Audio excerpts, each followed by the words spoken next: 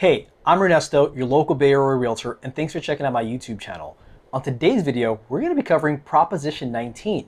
But before we begin, don't forget to like my channel so that I know you like this content, and subscribe as we're going to be dropping a new video once a week. So what is Proposition 19 and why is it so important?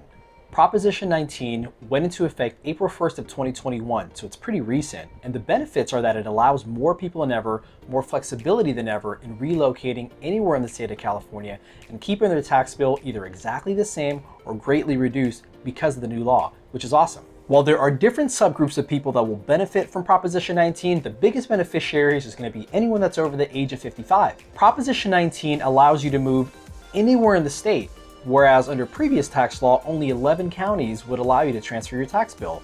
Additionally, you can do this up to 3 times in your life, whereas in previous revisions of this law, you could only do it once.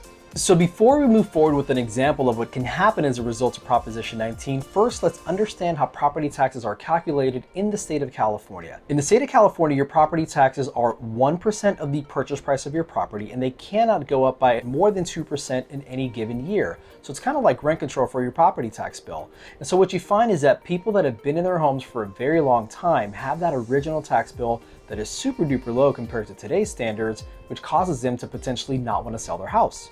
And so now that we have a simplified understanding of how property taxes are calculated in the state of California, you may be asking yourself, well, why are certain people so excited about this tax law change? And the reason is, if you're over the age of 55 or you fall under a certain protected class, such as a victim of a natural wildfire, now, thanks to Proposition 19, you could potentially relocate anywhere in the state of California up to 3 times in your lifetime and keep your property tax bill exactly what it is right now, or have what's called a blended tax basis. For many people that qualify for the benefits of Proposition 19, their most desired outcome is that they end up with what's called a grandfathered tax bill, meaning what they've been paying even before the sale of their existing home, they will continue to pay even after selling their current home and replacing it with another. You may be asking yourself, well, how do I qualify? How does that happen? And it's really simple. As long as the purchase price of your new home is less than the sales price of the current home that you're occupying, your property tax bill stays exactly the same. But what if you want to sell your current home and move into something that maybe costs a little bit more than the sales price of your existing home? Under that scenario, that's okay. And you would still benefit from Proposition 19 because you would end up with what's called a blended tax basis. One of the major benefits of having a blended tax basis is that you don't pay the new tax rate on the complete purchase price of your replacement home. Instead, you only pay an increase on the difference. So let's say, for example, you've been in your home for a really long time and you happen to be paying only $1,500 a year in property taxes. That's pretty low. And you sell your home for $1 million because the market's so hot. Good for you. And let's say that the home that you buy next is $1.25 million. And so the difference between the purchase price of your new home and the sales price of your previous home is $250,000. Prior to Proposition 19, you would forego your previous property tax bill that was super duper low, $1,500 a year, and now you'd be paying property taxes on that new purchase price, which again was $1.25 million.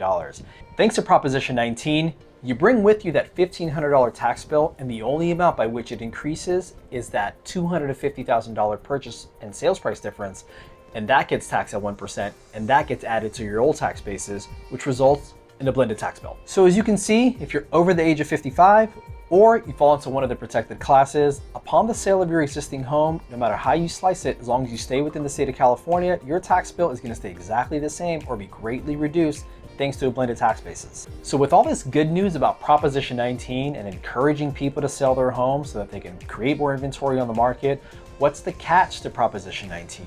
Well, for some people, they think it lies in the inheritance laws of properties. Under Proposition 19, now, when you inherit a property, if you don't declare it your personal residence within 2 years of it being handed down to you, you will pay the newly assessed property tax bill on that property. So let's say, for the sake of an example, that grandma leaves you a property when she passes away. That's very kind of grandma. And maybe when grandma was alive, she was paying only $1,200 a year in property taxes because she was there for so long. Well, upon handing it down to you, if you don't physically move into it and declare it your personal residence within 2 years of receiving that property, the property will be reassessed and you will be held liable for that new tax value. So let's say the property is now assessed at $1 million. Guess who's paying 1% in property taxes on $1 million? Just $12,000 a year.